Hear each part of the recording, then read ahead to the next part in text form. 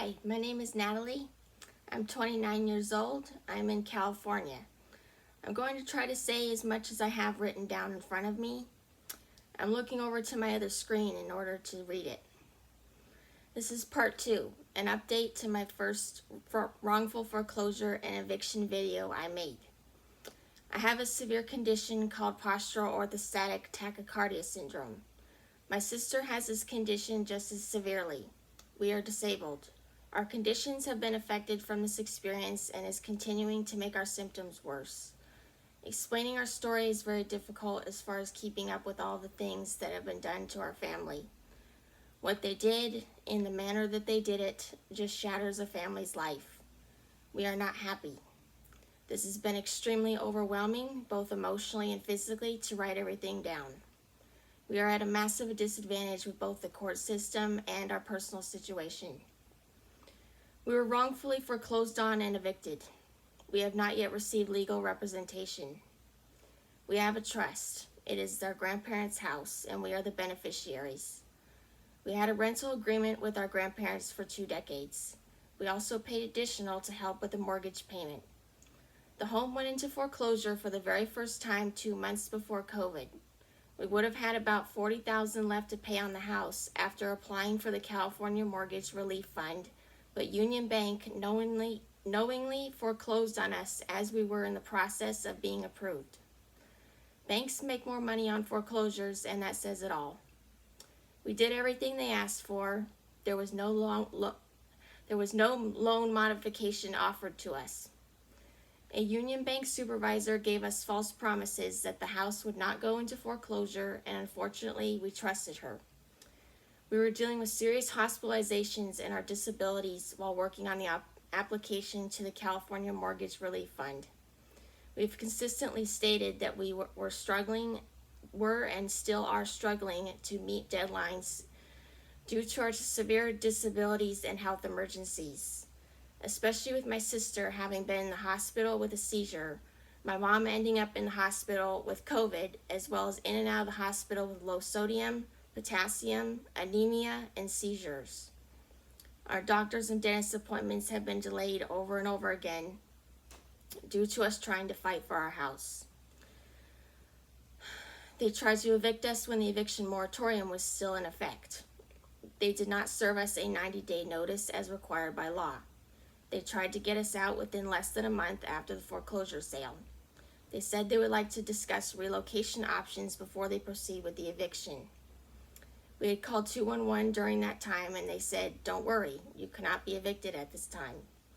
We had every right to continue fighting for our house rather than be relocated to another home. The bank was already getting their own way. They were already winning and taking over the house. What makes this even worse is that they want to know our whereabouts after the fact. They want to know the next address that we are staying at, where we are moving to, all of that personal information. They have been trying to interfere with us receiving surplus funds from the foreclosure sale as well. They are pushing us to sign papers, provide the trust, and other documents. The broker says we cannot get our surplus funds from anyone other than this one private investigator. The broker also says that the private investigator is legit and that anyone other than him is a scammer. Their private investigator says he has nothing to do with the broker. Both the private investigator and broker have made comments that connect them to each other.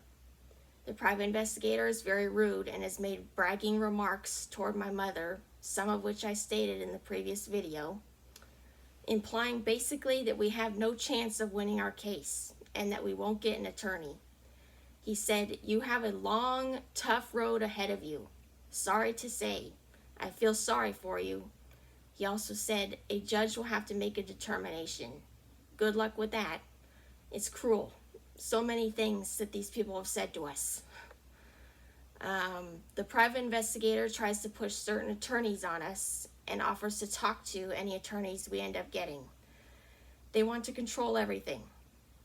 They have continued to keep tabs on us, follow us, and call us on the hotel phone line on 2 different occasions of the hotel we were staying at. The private investigator says on the phone to my sister, "I have good news. Wait, Don't hang up. I'm not a bad guy. I'm a good guy.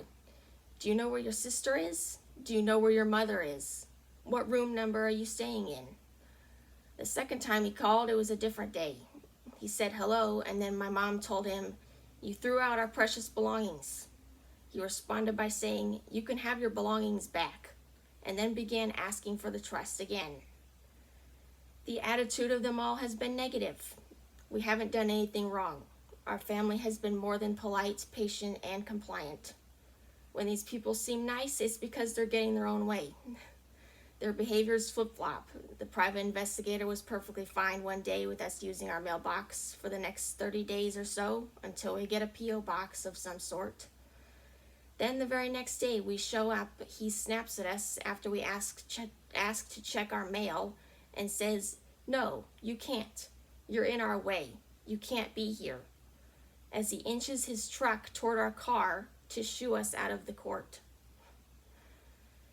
They all have given us so much conflicting and confusing information about who they are and their position. Why is the broker claiming to only represent the supposed new homeowners when they were telling us his name is on the deed? If the broker is only representing the homeowners, why weren't those homeowners in the courtroom at all at our hearing, and it was just him on video in the courtroom with an attorney of his own speaking for him? Why is the private investigator pointing to his truck with a giant trash container attached to it, claiming he's been doing this job for years? Why was the private investigator not letting us know where our belongings are going when we asked him, in case we wanted to recover those belongings later on? The first time we got items out of our house, we were only given 15 minutes. It wasn't expected either. The broker just happened to show up at the house the same time we were. The broker let us in and then after a short time said, "Are you done yet? I have to leave." And so any days we were given, we still were not given much time at all. The extra 2 days we were given was from 8:30 a.m. to 7 p.m. and 6 p.m. I had to negotiate 6 p.m. the next day as it was going to only be 5 p.m.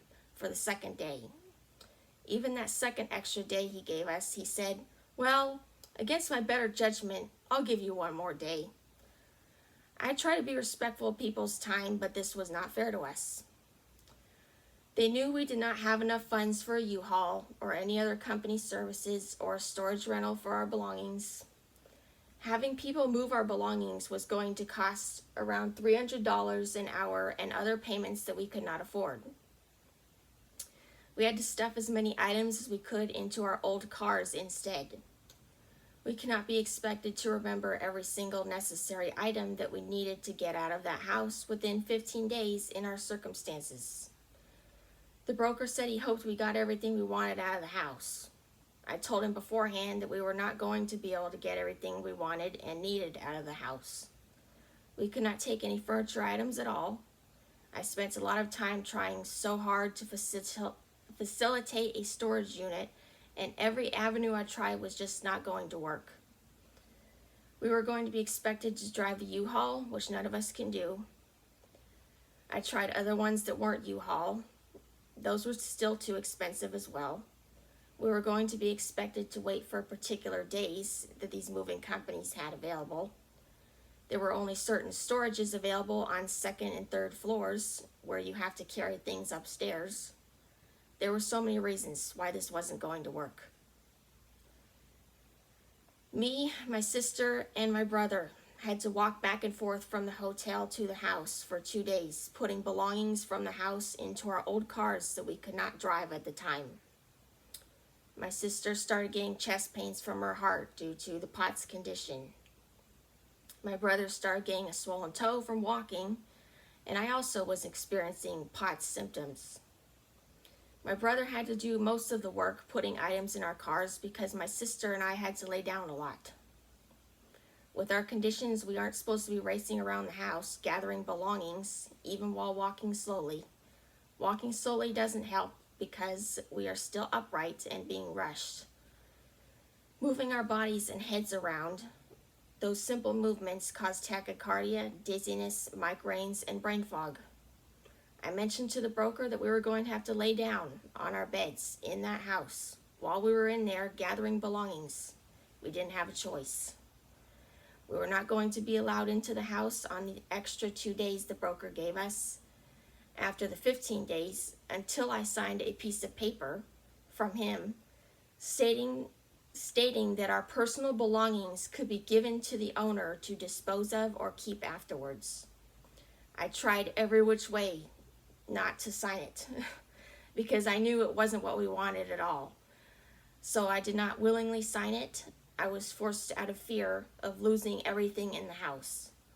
So anything left over that we couldn't take or understandably forgot about, as well as anything my mom wanted or needed after getting out of the hospital, got to go to him.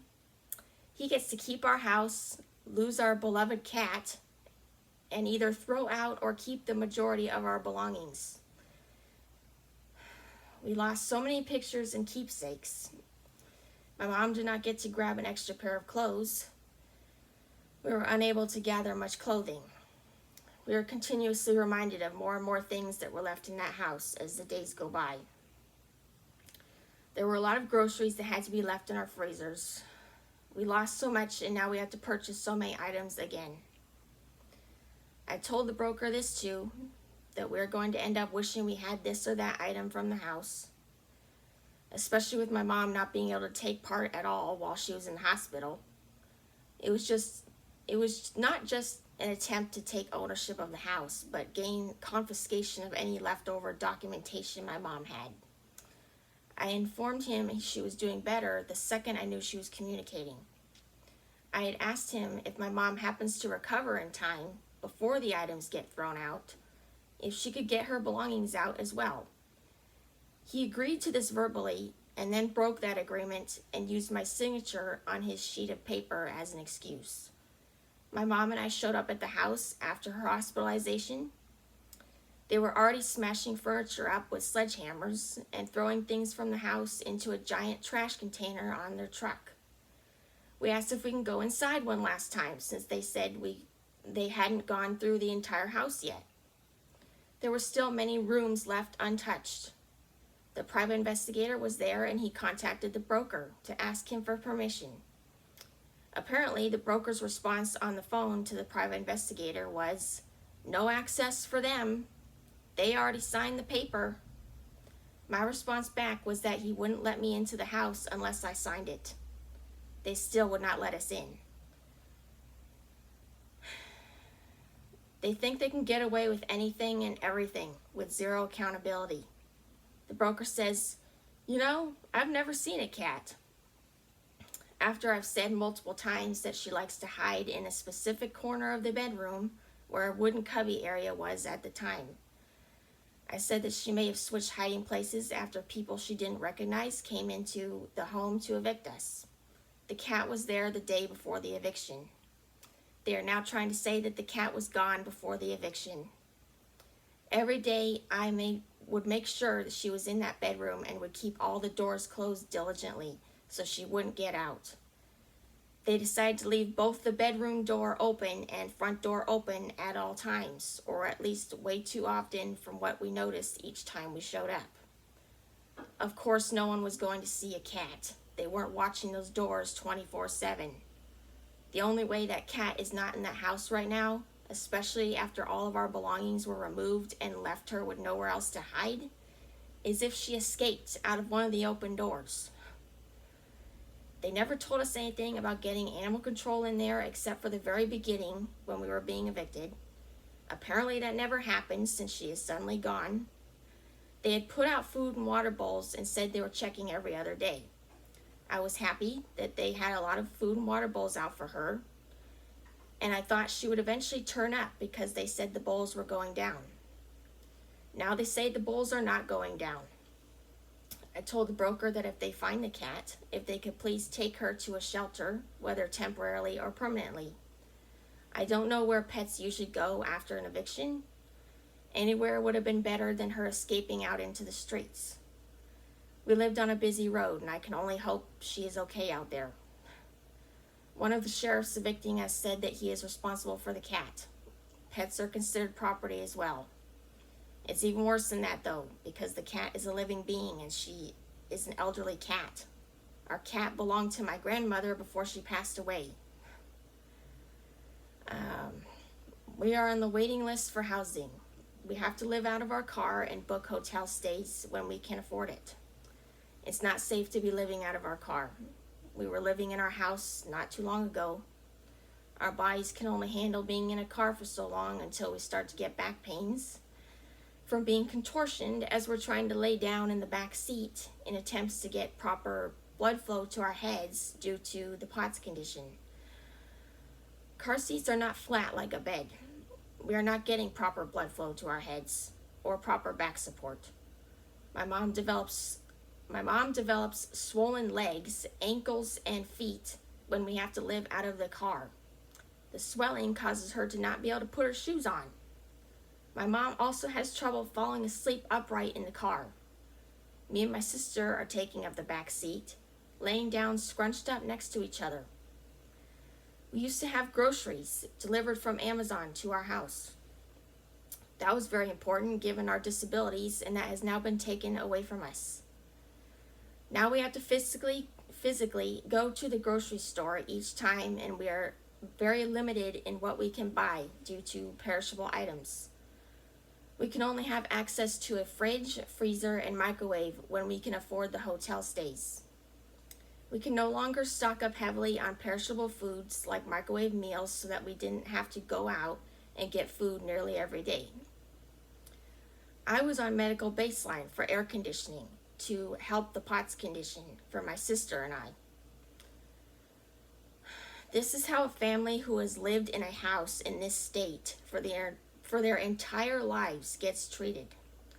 We have always tried our very best to be survivors and not victims, but this is not humane to do to a family. Thank you for listening. Please share this video. I would really appreciate it. Thank you.